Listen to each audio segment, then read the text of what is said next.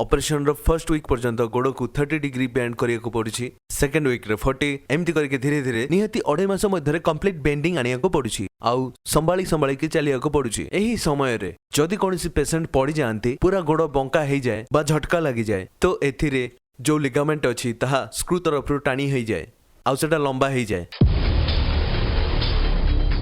ACL surgery पर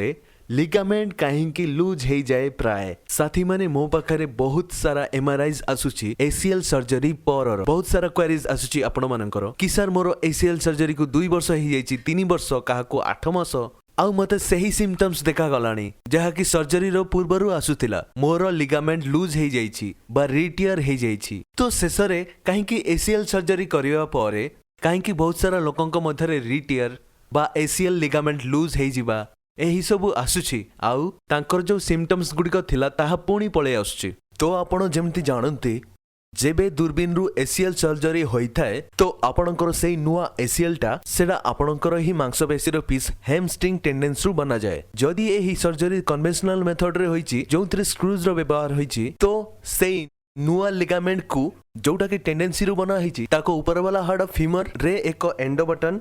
बा flexible loop बा टाइट्रोपाटी एही प्रकार डिवाइस जहा कि एक छोटो बटन रही थाए ता सहित फिक्स कर दिया जाए आउ तले टीवीआर रे ताकू स्क्रू सहित फिक्स करा जाए आउ से स्क्रू बायो स्क्रू होई पारे बायो कंपोजिट होई पारे पिक होई पारे आउ टाइटेनियम भी होई पारे। जेमिति कि आपण सब लोक जानंती जे ह्यूमन बॉडी अछि ता भितरे जो टिश्यू अछि ताहा स्ट्रेचेबल होई थाए। सर्जरी समय रे सर्जन बहुत प्रिकॉशन रे सर्जरी करंती आउ जो लिगामेंट बना हेछि हैमस्ट्रिंग टेंडेंट रु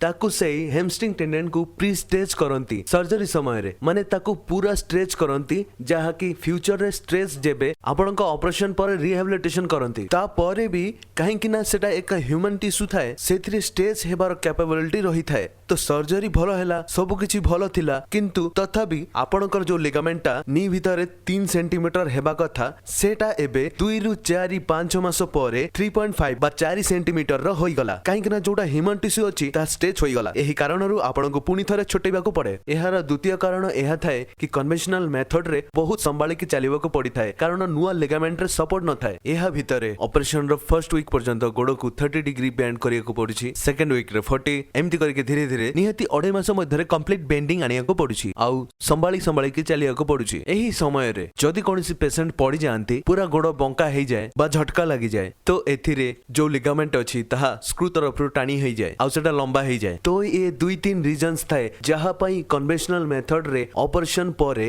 रिहैबिलिटेशन समय रे आपनको लिगामेंट लंबा होई जाए आउ आपनको पुनी थरे झटका लागि थाए आउ एक प्रकार से ऑपरेशन फेल होई जाए। एही सबु जिनिस को अटकाइबा लागि fibre tape internal brace surgery करा जाए। जदि आपनको फाइबर टेप इंटरनल ब्रेस रे सर्जरी होईछि एथिरे स्क्रू जगह रे ऑटोमेटिक बटन लागि थाए तो जो आपनको जो हैमस्ट्रिंग टेंडेंट रु आमे लिगामेंट बनै थाउ ताकू ऊपर वाला हाड फीमर और तळ वाला हाड टिविया दुइटी जाकू एक ऑटोमेटिक बटन रु अटका जाए आ button to button fibre tape लागि थाए जहार फिक्सेशन अलगा होई थाए लिगामेंट थारु। ये फाइबर टेप आपनको button to button distance maintain करूछि एही कारणरु आपनको लिगामेंट ऑपरेशन रो परे ना लंबा होई पारे ना टाणी होई पारे ना फाटी पारे आ भांगी पारे नाही। तो काली जदि आपण ऑपरेशन पर पड़ी जांती बा स्लीप होई जांती तथापि फाइबर टेप आपनको लिगामेंट को भांगीबारु बंचै दबो लंबा हेबारु रोकिबो सेटा एक सीट बेल्ट भाबरे काम करिवो। सरल भाषा रे कहिले फाइबर टेप आपनको नुआ एसीएल ऊपरे सीट बेल्ट बा एक इंश्योरेंस परि काम करिथाय आउ इंश्योर करे कि आपनको 100% सक्सेस रेट मिले।